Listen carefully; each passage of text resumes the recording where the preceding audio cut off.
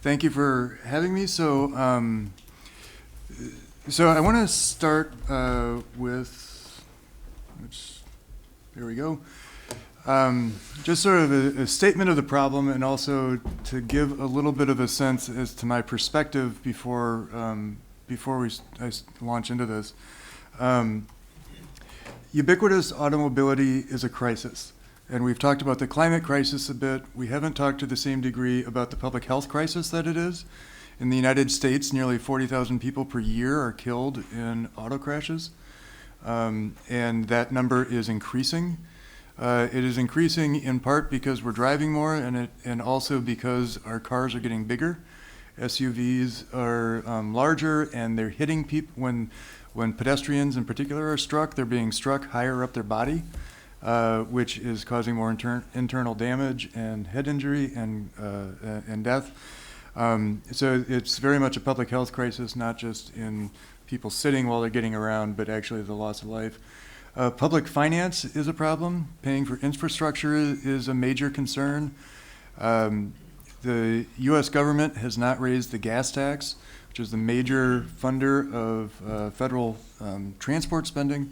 They haven't raised the gas tax since 1993. My home state of Arizona has outdone that, and they have not raised the gas tax since 1989.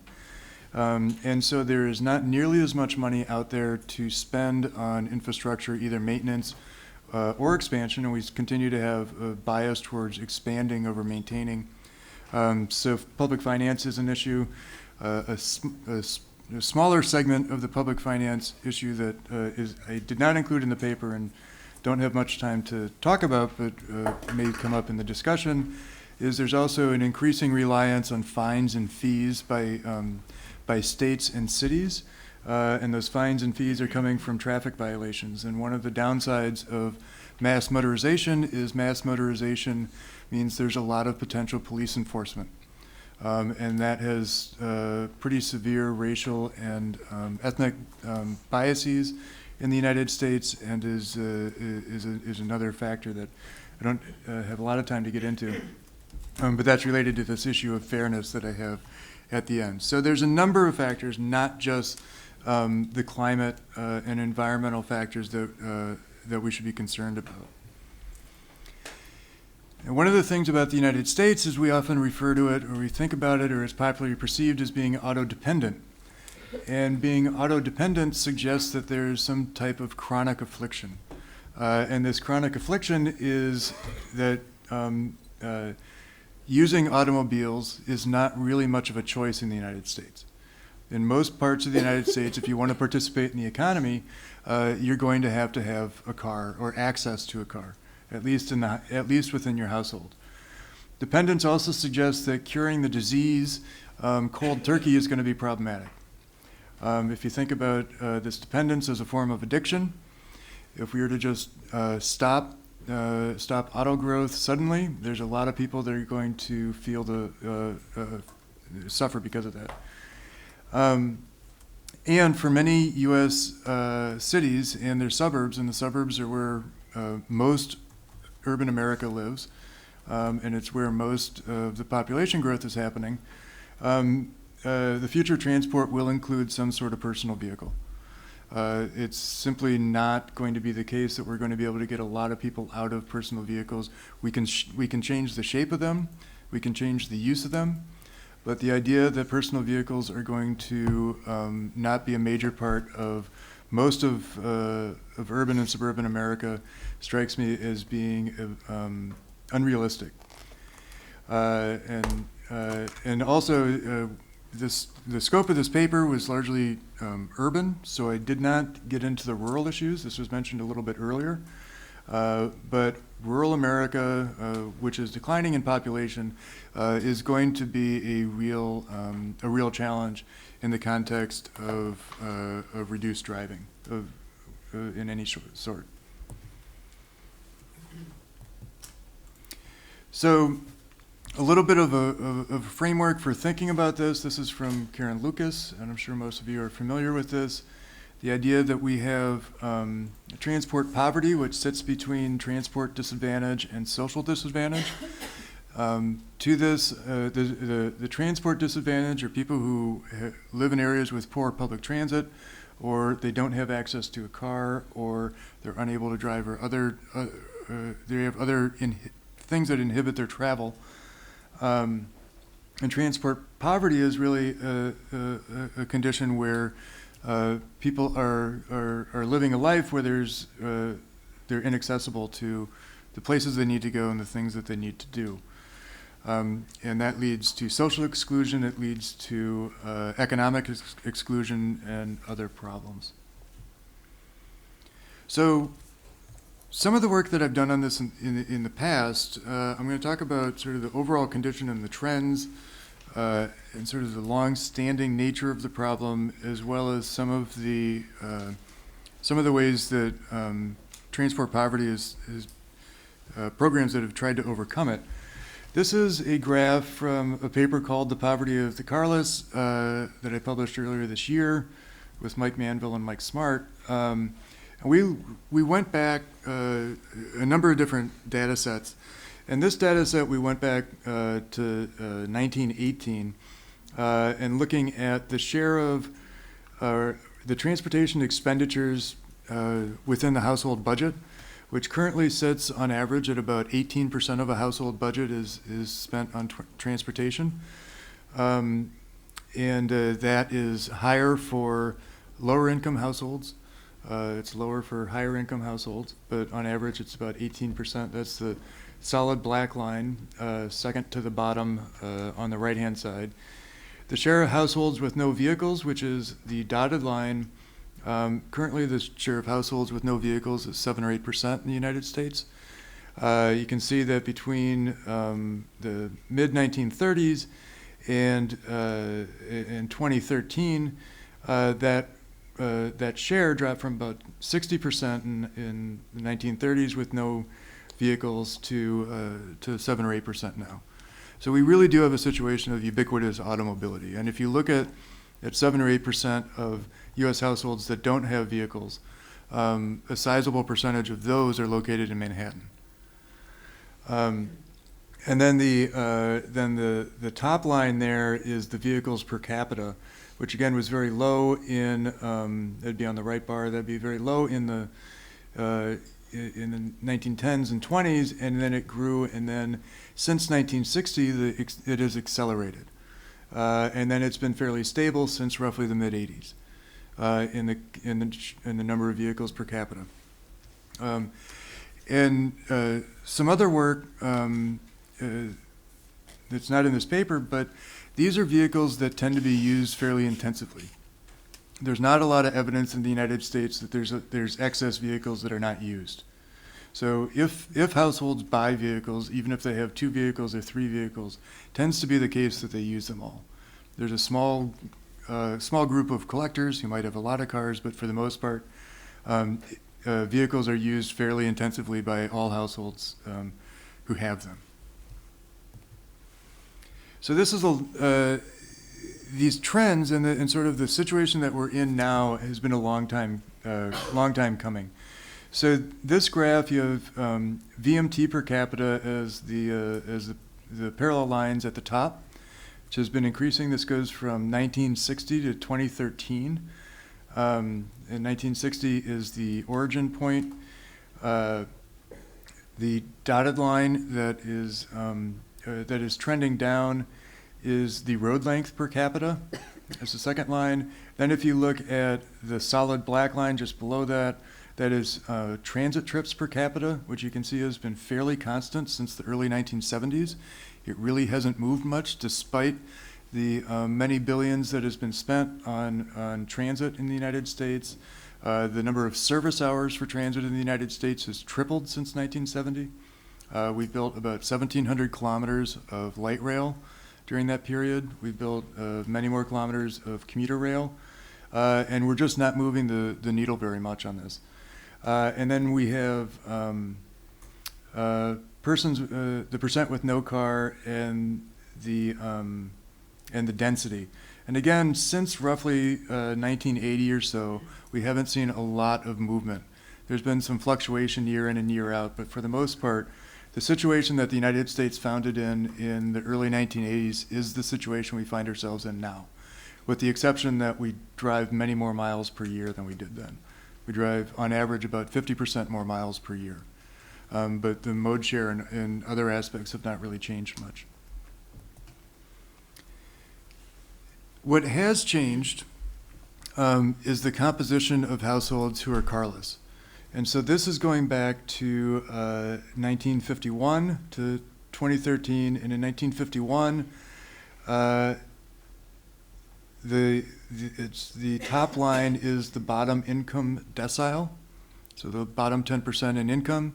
In 1951, that was 7.5% of the population, but that was 25% of the carless. By 2013, that was between 4 and 5% of the of households, but it's over 40% of the carless. While the higher incomes have maintained their car owning. So what has happened is that poverty in the United States has become increasingly associated with carlessness. And that is strengthening over time. On the right, you see the average household income, the median household income for car owning and carless households. At the top, you can see at the beginning of this series, which is 1968, the carless had income of roughly half of a car owning household. By 2013, it was under a third. So there's been a divergence between the car owning and carless households in terms of income. One of the implications of this is we looked at this and then we wanted to see how well these aggregate trends held up if we look at different types of places. And the United States, being mostly auto-oriented, does have a few places we can study. What we did is we looked at Manhattan versus Staten Island. And so New York City is comprised of 5 boroughs. There's Manhattan, there's the Bronx, Queens, Brooklyn, and Staten Island. And Staten Island, geographically, is an island. It would make more sense to be part of New Jersey, but it's part of New York City, part of the consolidation of the late 1800s. And it doesn't have access to the subway. It doesn't have access. It only has ferry service that goes between Manhattan and Staten Island, and it developed largely in a conventional suburban pattern, like conventional suburban, like the rest of the U.S. And so, by looking at Staten Island versus Manhattan, we're able to assume away many of the local policy changes that we might think affect this. And if we look at the top line is Manhattan income growth with a vehicle, which is up over 200%. Staten Island income, next line down is Staten Island income with a vehicle, it's up 60%. Manhattan without a vehicle is up over 100% during this period. And Staten Island households without a vehicle, without a car, saw their incomes decline by about 40%. So even within the city, in the suburban area, in the suburban part of the city, we saw a divergence between outcomes for car owning and car-free households.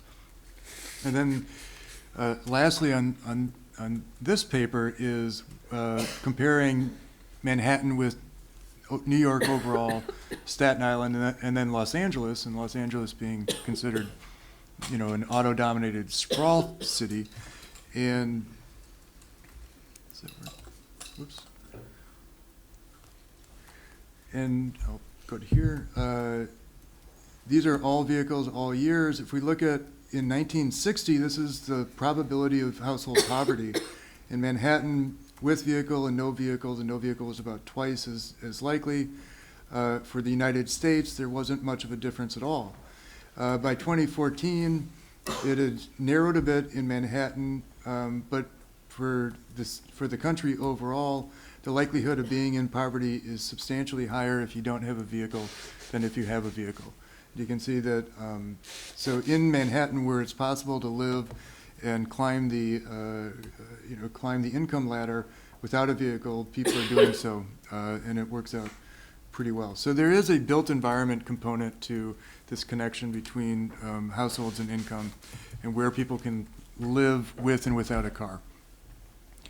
And that gets to other issues that come up, which is this jobs, housing, and transport mismatch. Now, in planning circles, we talk about the jobs housing balance. So we want to try and balance jobs and housing in the same location to try and minimize those commutes. And that is a desirable planning goal, but the commute makes up less than 20% of total travel. It makes up less than 20% of total trips. And there's a lot of gender differences that exist within commuting as well. Women make far more trips, but of shorter distances. They make far more trips relative to the household, or in service of the household. They tend to work closer to home. Men are more likely to have longer commutes, and this affects mode choice. We also have within planning, trying to predict jobs and housing is extraordinarily difficult. In planning, we can do a pretty good job of predicting residential growth if we constrain residential growth through zoning controls and other things like that. We're very, very bad at predicting the future economy, which means trying to predict the future of where people are going to work is also problematic. In the Phoenix region where I am, we have a terrible imbalance in the West Valley, where we've been permitting lots and lots of houses, but no commercial development. And the result is that there's a lot of people who live in Phoenix who end up having an auto commute of an hour or more each direction. And I can assure you nobody moves to Phoenix to have a commute of 2 hours a day. And it's getting worse because we're still not permitting the development, and the commercial development that is coming in tends to be the low quality, low wage, not very flexible employment, which is really dominating suburban employment in the United States. It's Amazon deliveries, it's warehousing, it's light industrial, it's other types of very hard work that typically has very low pay. And the challenge in the United States is that these types of jobs are where the growth is in jobs. These are the suburbanizing jobs, and we also have our population is suburbanizing. In particular, we have a suburbanization of poverty problem. And the suburbanization of poverty is related to they can afford to move to these places that have low access by anything other than cars. And then they become very transport vulnerable because if something happens to their car, they're trapped. And these suburbanized jobs are not concentrated in a number that allows for easy transition to public transit of any sort. You know, you might have a warehouse or a commercial area that might have 15,000 jobs, which is a lot for a suburban city, but it's not nearly enough to supply or to manage to create the demand for a lot of fixed route service that's going to allow people to travel. So we have this jobs, housing, and transport mismatch where a lot of people in the suburbs who are there because that's the only place they can afford are really trapped in an area where they really have to drive if they're going to have a job at all. And when they do lose their jobs, they tend to, if they lose their transport, they tend to lose their jobs, or they're not able to take their kids to school, or they're not able to do all kinds of things that many of us take for granted because it's a challenge. 40% of American households do not have $400 for an unexpected expense. And so if your car breaks, your starter goes out, your alternator goes out, whatever may happen, it ends up putting people into very precarious situations.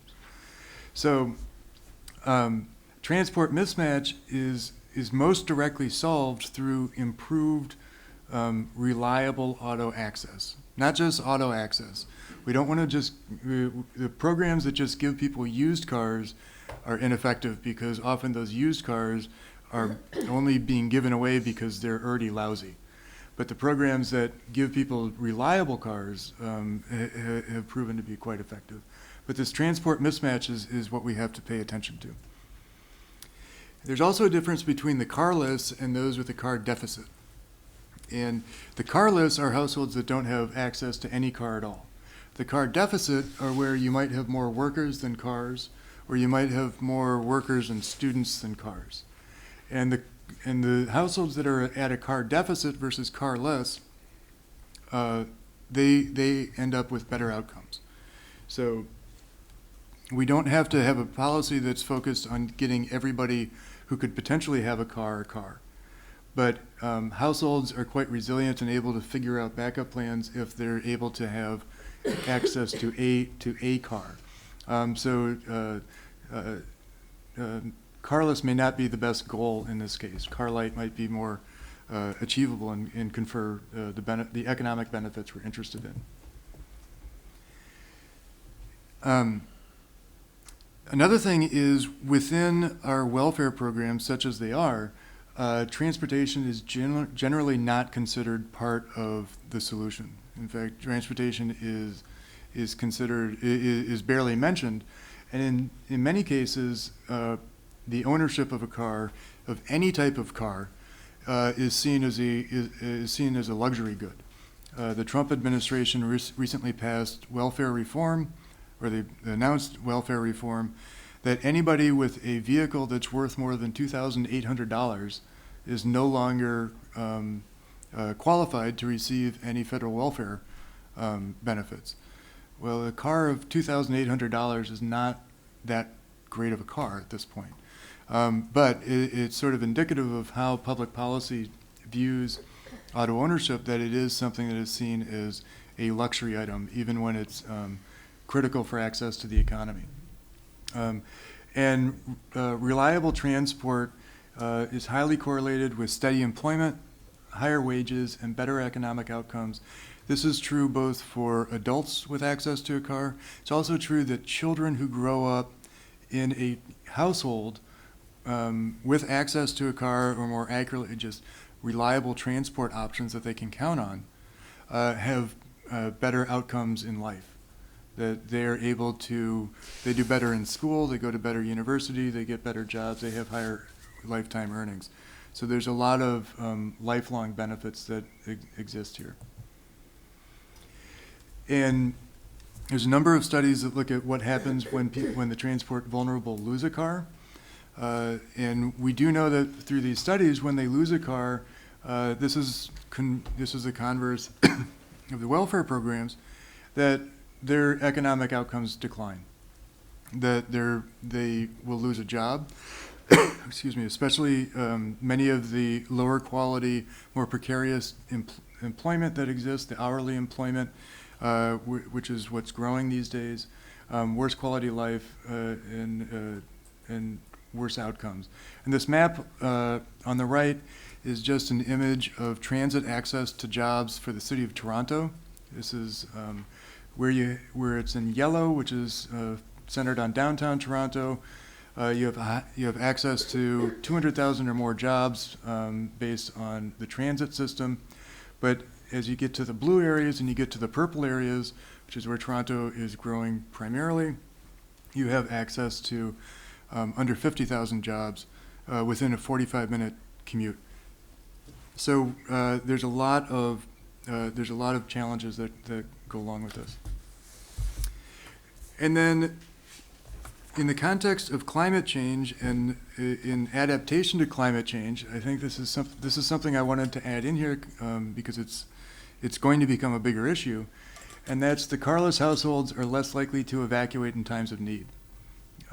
This was true with flooding in Houston, in New Orleans, flooding in New York City and New Jersey, and that people tend to be trapped if they don't have cars. And these are going to be climate refugees who are going to be stuck in many places. And so if we're thinking about low car or no car growth, we need to think about these extreme events that may not happen every year, every other year, but they will happen, and we need to make sure that we're ready to accommodate them.